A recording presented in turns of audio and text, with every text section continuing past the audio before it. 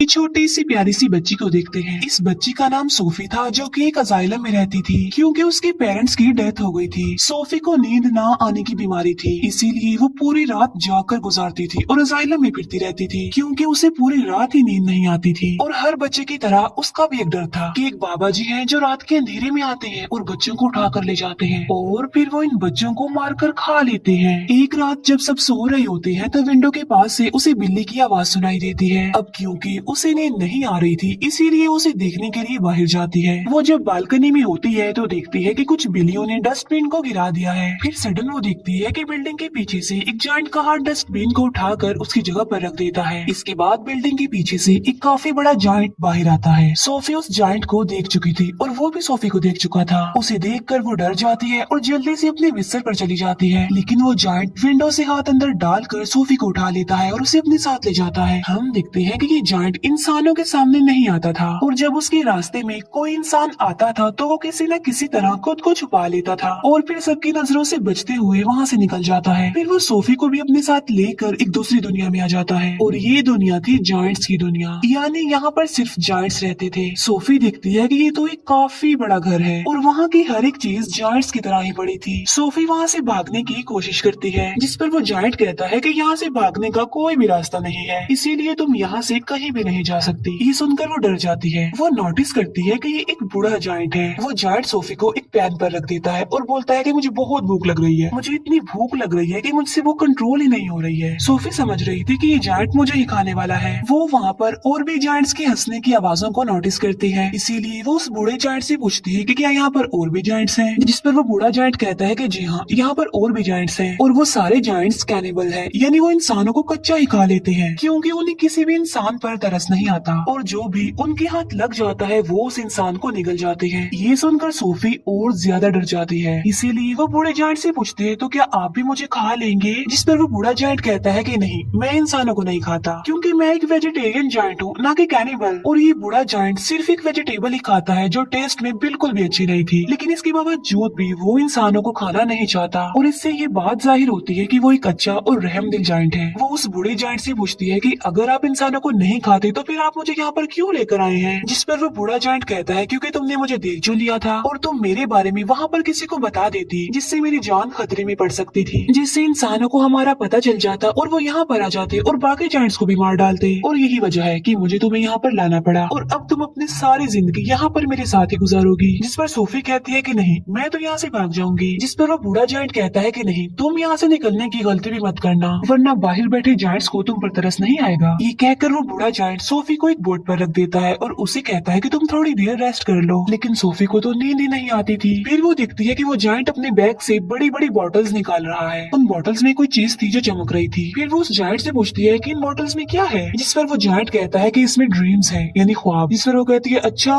फिर तो ये मेरे किसी काम के नहीं है क्योंकि मुझे तो ड्रीम्स आते ही नहीं है और मुझे ड्रीम्स आएंगे भी कैसे क्योंकि मुझे तो नींद ही नहीं आती। फिर ये जायंट वो वाली बुक पढ़ने लगता है जो सोफी के पास थी। इस बुक में बहुत सारी कहानियां लिखी हुई थी। बूढ़ा जायंट उन कहानियों को पढ़ने लगता है जिस पर सोफी को नींद आ जाती है। इसके बाद वो बूढ़ा जायंट एक बोतल लेता है और उसमें से ड्रीम बाहर निकालता है। इतनी ही देर में सोफी की आंख खुल जाती है और वो देखती है कि वो बूढ़ा जायंट अभी सो रहा है, इसीलिए वो मौके का फायदा उठाकर उस घर से बाहर निकल जाती है और वहाँ से भागने की कोशिश करती है, लेकिन तभी उसे एक काफी बड़ा जायंट पकड़ लेता है और ये सच में उस बूढ़े जायंट की निस्बत काफी बड़ा जायंट था। सोफी उस जायंट को कहती है कि प्लीज मुझे यहाँ से जाने दो, लेकिन वो जायंट सोफी की एक नहीं सुनता और वो उसे निगल जाता है। इसकी फौरन बाद सोफी की आंख खुल जाती है। इसका मतलब ये था कि सोफी एक ड्रीम देख रही थी। जागने के बाद वो उस बूढ़े जायंट से पूछती है कि मुझे पता है ये आपने किया है ना, क्योंकि ना तो मुझे नींद आती है और ना ही मुझे ड्रीम्स आते हैं, लेकिन आपने ये जो मुझे ड्रीम दिखाया है ये तो बहुत डरावना था। जिस पर वो जायंट कहता है कि मुझे ऐसा करना पड़ा और मैंने ऐसा इसीलिए किया है ताकि मैं तुम्हें ये बता सकूं कि बाहर तुम्हारे लिए कितना खतरा है, इसी वजह से तुम्हारे लिए बेटर होगा कि तुम यहीं पर ही रहो। बूढ़ा जायंट सोफी को समझाता है कि यहाँ पर जो जायंट्स है ना वो मुझसे साइज में काफी बड़े हैं और मैं तो उन जायंट्स के सामने कुछ भी नहीं हूँ क्योंकि मैं छोटा सा जायंट हूँ और बूढ़ा भी हूँ। अभी वो लोग बातें कर ही रहे थे कि तभी वहाँ पर एक काफी बड़ा जायंट अंदर आ जाता है और वाकई ये उस बूढ़े जायंट की निस्बत काफी काफी बड़ा था। वो जायंट आते ही बूढ़े जायंट से पूछता है कि बताओ तुम किससे बात कर रहे थे बोने। अब यहाँ पर सारे जायंट्स बूढ़े जायंट को बोना कहते थे क्योंकि वो साइज में सबसे ही छोटा था। बूढ़ा जायंट जवाब देता है कि नहीं तो मैं तो किसी से बात नहीं कर रहा था। इसी दौरान सोफी भी कहीं पर छुप जाती है। इस बड़े जायंट के हाथ पर चोट लगी थी, इसीलिए वो पट्टी करवाने के लिए बूढ़े जायंट के पास आया था। अब क्योंकि वो जायंट कैनिबल था, इसी वजह से उसे उस घर में से इंसान की खुशबू आती है, इसीलिए वो वहाँ पर पड़ी हर एक चीज को देखने लगता है। तभी सोफी उस सब्जी के अंदर चली जाती है जो वो बूढ़ा जायंट खाता था, और जब वो जायंट उस सब्जी को स्मेल करता है तो उसे उसमें से इंसान की खुशबू आती है। आज से पहले इस जायंट ने कभी भी ये सब्जी नहीं खाई थी, लेकिन आज उसे इस वेजिटेबल में से अच्छी खुशबू आ रही थी, इंसान की खुशबू आ रही थी, क्योंकि उसमें सोफी जो थी, इसीलिए वो जायंट उसे खाने लगता है। ये देखकर वो बूढ़ा जायंट कहता है कि रुको, तुम ये नहीं खा सकते, क्या तुम भूल गए हो कि तुम वेजिटेबल्स नहीं खाते। जिस पर वो जायंट कहता है कि हाँ, मैं ये बात कैसे भूल गया कि मैं तो सब्जियां खाता ही नहीं हूँ। इसीलिए वो सब्जी को फेंक देता है और सोफी की जान बच जाती है। इसके बाद वो जायंट वहाँ से चला जाता है। फिर उस बूढ़े जायंट को कहीं पर जाना था और सोफी उससे पूछती है कि आप कहाँ पर जा रहे हैं, जिस पर वो बूढ़ा जायंट कहता है कि मैं किसी जरूरी काम से जा रहा हूँ। वो पूछती है कि कौन सा जरूरी काम, लेकिन वो उसे कुछ भी नहीं बताता। फिर वो सोफी की काफी फोर्स करने पर उसे बता ही देता है कि मैं ड्रीम्स को पकड़ने जा रहा हूँ। फिर सोफी उसे काफी कहती है कि मुझे भी अपने साथ लेकर जाइए, लेकिन वो उसे अपने साथ नहीं ले जाना चाहता था, क्योंकि बाहर जो जायंट सो रहे थे, अगर वो जाग गए, उन्होंने सोफी को देख लिया तो बहुत बुरा होगा। इसी वजह से वो किसी भी किस्म का रिस्क नहीं लेना चाहता था, लेकिन सोफी उसे काफी इंसिस्ट करती है, इसीलिए वो उसे अपने साथ ले जाने के लिए एग्री हो जाता है। जब वो बाहर आते हैं तो देखते हैं कि वो सारे जायंट्स गहरी नींद सो रहे हैं, इसीलिए ये दोनों उनके बीच से ही गुजरना चाहते थे, लेकिन इतनी ही देर में उन सारे जायंट्स की आंख खुल जाती है और वो बूढ़े जायंट को परेशान करने लग जाते हैं कि बोने तुम कहाँ पर जा रहे हो, जिस पर वो कहता है कि मैं तो अपने काम पर जा रहा हूँ। जिस पर वो जायंट्स कहते हैं कि हम नहीं चाहते कि तुम यहाँ से निकल कर बाहर जाओ, इंसानों की दुनिया में जाओ, क्योंकि अगर इंसानों को हमारे बारे में पता चल गया तो हमारी जान खतरे में पड़ जाएगी। वो सारे जायंट्स बूढ़े जायंट को बहुत ज्यादा तंग करते हैं और तभी मौके का फायदा उठाकर सोफी एक गाड़ी में छुप जाती है। लेकिन तभी बूढ़ा जायंट आसमान की तरफ इशारा करके कहता है कि वो देखो, सब देखते हैं कि आसमान पर बादल बने हैं और बारिश होने वाली है। असल में उन सारे जायंट्स को पानी से डर लगता था क्योंकि उन्हें वाटर फोबिया था, और तभी वहाँ पर बारिश होने लगती है और वो सारे जायंट्स जाकर छुप जाते हैं। तब मौके का फायदा उठाकर वो दोनों यानी बूढ़ा जायंट और सोफी वहाँ से चले जाते हैं। वो लोग माउंटेन्स पर चढ़ने लगते हैं। चलते चलते वो बादलों से भी काफी आगे निकल जाते हैं। सोफी कहती है कि यहाँ से तो देखने में ये स्टार्स बहुत ही प्यारे लग रहे हैं। बूढ़ा जायंट कहता है कि मैं तो इनका म्यूजिक भी सुन सकता हूँ। वो बताता है कि मैं इवन दुनिया की हर चीज की आवाज ही सुन सकता हूँ। मैं चींटियों की आवाज सुन सकता हूँ, कीड़े मकोड़ों की आवाज सुन सकता हूँ, इवन मैं ट्रीज की कहानियाँ भी सुन सकता हूँ। मेरे कान इतनी तेज हैं कि दुनिया की हर आवाज को ही सुन सकते हैं। ये सुनकर सोफी कहती है कि मुझे तो यकीन नहीं आ रहा आपकी बातों पर। बूढ़ा जायंट कहता है कि यही सच है बेटा, तुम्हें मानना होगा। इसके बाद वो लोग एक लेक के पास पहुंच जाते हैं, जिसके पास एक काफी बड़ा और खूबसूरत ट्री था। बूढ़ा जायंट पानी में कूद जाता है और उनके साथ सोफी भी कूद जाती है। दोनों फिर लेक के दूसरे किनारे पर पहुंच जाते हैं और ये होती है ड्रीम्स की दुनिया, क्योंकि ड्रीम्स उस ट्री से यहाँ पर कतरों की तरह गिरते हैं और बूढ़ा जायंट इन्हें पकड़ने के लिए ही यहाँ पर आता है। फिर वो दोनों मिलकर बहुत सारे ड्रीम्स पकड़ लेते हैं। इन ख्वाबों में अच्छे और बुरे दोनों ड्रीम्स ही थे। इन ड्रीम्स को पकड़कर फिर ये लोग वापस जाने लगते हैं। ये दोनों अब एक दूसरे के काफी अच्छे फ्रेंड बन गए थे और एक दूसरे के साथ काफी खुश थे।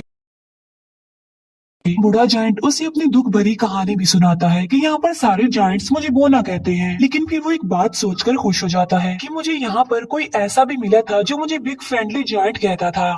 ये सुनकर सोफी कहती है तो आज से मैं भी आपको बिग फ्रेंडली जायंट यानी BFG ही कहूंगी। ड्रीम्स पकड़ने के बाद ये लोग सिटी में घूमते फिरते हैं, जहाँ पर बच्चे अपने अपने घरों में सो रहे होते हैं और बिग फ्रेंडली जायंट यानी BFG उन्हें नींद में बहुत अच्छे अच्छे ड्रीम्स देता है ताकि लोगों को उनके ड्रीम्स में खुशियाँ मिल सके। यहाँ पर हम ये जान पाते हैं कि BFG एक बहुत ही अच्छे दिल का जायंट है जो ड्रीम्स की दुनिया से ड्रीम्स लाकर लोगों को देता है ताकि सोते हुए ही सही ये उन लोगों की जिंदगियों में खुशियाँ तो ला सके। सोफी पूछती है कि ड्रीम्स के बारे में आपको क्या आपके पेरेंट्स ने बताया था, जिस पर वो जायंट यानी BFG कहता है कि जायंट्स के पेरेंट्स नहीं होते। फिर वो BFG से उसकी एज पूछती है कि आपकी उम्र कितनी है। BFG जवाब देता है कि जितनी उम्र इस दुनिया की है उतनी ही मेरी है, यानी जब से ये दुनिया बनी थी तब से ये जायंट्स भी बन गए थे, लेकिन ये इस दुनिया में इंसानों से छुप कर रहते हैं दीवारों के पीछे। फिर वो दोनों वापस जाने लगते हैं। सोफी अचानक पूछती है कि मेरा ब्लैंकेट कहाँ पर है। असल में सोफी का ब्लैंकेट जायंट्स की दुनिया में ही रह गया था और इस बात की वजह से BFG परेशान हो जाते हैं, इसीलिए वो सोफी को कहते हैं कि अब मैं तुम्हें अपने साथ नहीं ले जा सकता, क्योंकि अब तक उन जायंट्स को पता चल गया होगा कि मेरे साथ कोई इंसान भी है। और यहाँ पर बीएफजी सोफी को एक बात बताता है कि बहुत सालों पहले मुझे एक बच्चा मिला था, और वो भी इतना ही प्यारा और इनोसेंट था जितनी कि तुम हो, और तुम्हारी तरह उसने भी मुझे देख लिया था। इसी वजह से मैं उस बच्चे को भी जायंट्स की दुनिया में ले गया, और उसी बच्चे ने मुझे पढ़ना सिखाया। और ये जो जैकेट तुमने पहन रखी है, ये मेरे उसी मासूम छोटे से फ्रेंड की है। लेकिन इससे पहले कि मैं उस बच्चे को उसकी दुनिया में वापस लेकर आता, काफी देर हो चुकी थी, और मैं बिल्कुल ये नहीं चाहता कि जो उस बच्चे के साथ हुआ है, मेरे उस दोस्त के साथ हुआ है, वो तुम्हारे साथ भी हो, क्योंकि तुम भी तो मेरी एक दोस्त ही हो ना। इसीलिए वो सोफी को वहीं पर छोड़कर वहाँ से जाने का फैसला करता है। हालांकि सोफी उन्हें काफी मना करती है यहाँ रुकने पर, और उसके साथ चलने की जिद करती है, लेकिन वो जायंट इस बार उसकी बात नहीं मानता। तब बीएफजी उसे अजाइलम में छोड़कर वहाँ से जाने लगता है। अब क्योंकि सोफी वहाँ पर रुकना नहीं चाहती थी, इसीलिए वो बालकनी से कूद जाती है, क्योंकि उसे पता था कि बीएफजी उसे बचा लेंगे। और होता भी ऐसा है, बीएफजी उसे बचा लेता है, और इसीलिए ना चाहते हुए भी उसे सोफी की बात माननी पड़ती है। इसी वजह से वो उसे जायंट्स की दुनिया में दोबारा से ले आता है, जहाँ पर बाकी जायंट्स पहले ही उन लोगों के लिए वेट कर रहे थे, क्योंकि सारे जायंट्स जान चुके थे कि बूढ़े जायंट के पास कोई इंसान है। इसीलिए सारे जायंट्स अब जानना चाहते थे कि वो इंसान कौन है, कहाँ पर है। इसीलिए वो ब्लैंकेट की खुशबू की मदद से बीएफजी के घर को चेक करते हैं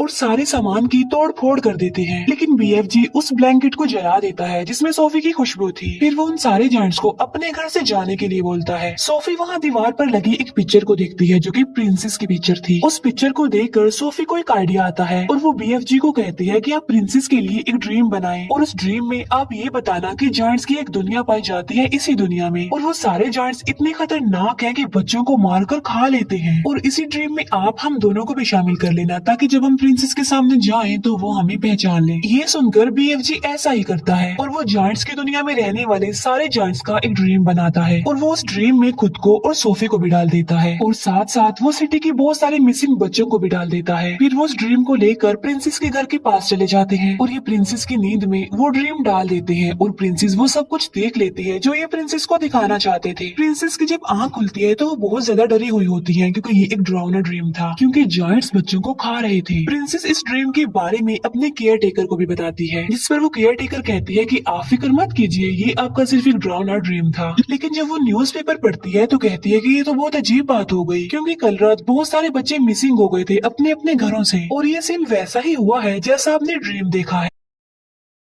तभी प्रिंसेस कहती है कि पर्दे हटाओ, और पर्दे हटाते ही विंडो पर सोफी खड़ी हुई थी। असल में ये चीज भी उन्होंने ड्रीम में डाल दी थी, और उसमें बीएफजी को भी डाल दिया था। तब सोफी उन्हें बीएफजी के बारे में बताती है, और साथ साथ वो प्रिंसेस से प्रॉमिस भी लेती है कि आप मुझसे वादा करेंगे आप बीएफजी को कोई नुकसान नहीं पहुंचाएंगे। तब बीएफजी प्रिंसेस के सामने आता है और तमीज से उनके सामने झुक जाता है। तब प्रिंसेस भी अपने प्रॉमिस को पूरा करती है। अच्छा, यहाँ पर जायंट्स की ना एक फनी बात भी थी कि वो किसी भी वर्ड को ठीक से नहीं बोलते थे, इसीलिए वो महारानी को मर्जानी कहता था, बीएफजी इंसान को इंसान कहता था, और ऐसे ही उल्टे सीधे लफ्ज बोलते थे। इसके बाद प्रिंसेस उनका अच्छे से वेलकम करती है और उन्हें एक काफी अच्छी दावत देती है। फिर ये लोग सारी बात प्रिंसेस को बता देते हैं कि जायंट्स की दुनिया में 9 बड़े बड़े जायंट्स ऐसे हैं जो इंसानों और बच्चों को पकड़कर खा लेते हैं। इसीलिए प्रिंसेस उनकी हेल्प करने के लिए तैयार हो जाती है और अपनी एक पूरी आर्मी तैयार कर लेती है, जो कि बीएफजी की मदद से अपने हेलीकॉप्टर्स में बैठकर जायंट्स की दुनिया के लिए निकल जाते हैं। अब इन्होंने यहाँ पर एक प्रॉपर प्लान बनाया हुआ था, इसीलिए वो प्लान के मुताबिक एक जगह पर रुक जाते हैं, क्योंकि ये पूरी तैयारी के साथ उन पर अटैक करने के लिए आए थे। प्लान ये था कि बीएफजी एक ड्रीम बनाएंगे, और उस ड्रीम में बीएफजी इन जायंट्स के लिए शर्मिंदगी और पछतावा डालेंगे उनके बुरे कामों के लिए जो उन्होंने किए थे। और बीएफजी ऐसे ड्रीम बना भी लेता है, लेकिन जैसे ही बीएफजी ड्रीम्स को उन जायंट्स में डालने के लिए जाता है, तब उन्हें याद आता है कि ड्रीम डालने वाली चीज तो मैं प्रिंसेस के महल में ही छोड़ आया हूँ, और उस चीज के बगैर ऐसा करना रिस्की था, क्योंकि उन जायंट्स के पास जाना था। लेकिन सोफी हिम्मत करके उस ड्रीम वाले जार को उस जगह पर लेकर चली जाती है जहाँ पर वो जायंट्स सो रहे थे। लेकिन इससे पहले कि सोफी उस जार को तोड़ पाती, उन जायंट्स का लीडर उठ जाता है, और वो जैसे ही सोफी को पकड़ने वाला होता है, सोफी उस जार को तोड़ देती है, और ये ड्रीम उन जायंट्स की नींद में चला जाता है जो भी सो रहे थे। और जब वो जायंट्स जागते हैं तो उन्हें अपने बुरे काम पर शर्मिंदगी होती है, लेकिन जो जायंट्स का लीडर था वो तो जाग रहा था, इसीलिए उसे कोई भी पछतावा और शर्मिंदगी नहीं होती, और इसीलिए वो सोफी पर अटैक कर देता है। लेकिन तभी बीएफजी उस जायंट के सामने आ जाते हैं। अब क्योंकि BFG बहुत छोटे थे इसीलिए वो जायंट उन्हें अपने हाथ में उठा लेता है, लेकिन जैसे ही वो BFG को मारने लगता है प्रिंसेस की पूरी आर्मी हेलीकॉप्टर्स के साथ वहाँ पर आ जाती है और वो लोग सारे जायंट्स को पकड़कर अपने साथ ले जाते हैं और उन्हें समंदर के बीच में एक आइलैंड पर छोड़ दिया जाता है। अब क्योंकि इनकी चारों तरफ पानी था और ये तो पानी से डरते थे इसीलिए वो वहाँ से भाग नहीं सकते थे और इसीलिए अभी हमेशा के लिए यहाँ पर फंस गए हैं। प्रिंसेस उन जायंट्स के लिए वहाँ पर सब्जी के बीज भी फेंक देती है ताकि ये जायंट्स उन बीजों की मदद से वहाँ पर सब्जी उगाएं और सारी जिंदगी ये वो सब्जी ही खाएं। अब क्योंकि उन जायंट्स को ये सब्जी पसंद नहीं थी लेकिन अब ना चाहते हुए भी उन्हें ये सब्जी खानी पड़नी थी और पूरी जिंदगी इसी आइलैंड पर रहकर ये सब्जी ही खानी है। इसके बाद हम सोफी को देखते हैं जो बस आइलैंड में नहीं रहती बल्कि प्रिंसेस के महल में रहती है और यहाँ पर सोफी बहुत खुश होती है और वो जब चाहे BFG से बात भी कर सकती है क्योंकि BFG ने बताया था कि वो इस दुनिया की सारी आवाजें सुन सकते हैं। दूसरी तरफ BFG जो कि अब जायंट्स की दुनिया में बिल्कुल अकेले रह गए हैं जिन्होंने जायंट्स की दुनिया में उस सब्जी के अलावा और भी बहुत सारी वेजिटेबल्स उगा ली हैं और वो भी अपनी लाइफ में बहुत खुश है। सोफी हर सुबह जाकर विंडो पर आती है और BFG को गुड मॉर्निंग कहती है जिसे BFG सुन लेते हैं और उसका जवाब देते हैं और ये प्यारी सी मूवी यहीं पर एंड हो जाती है। Thank you for watching.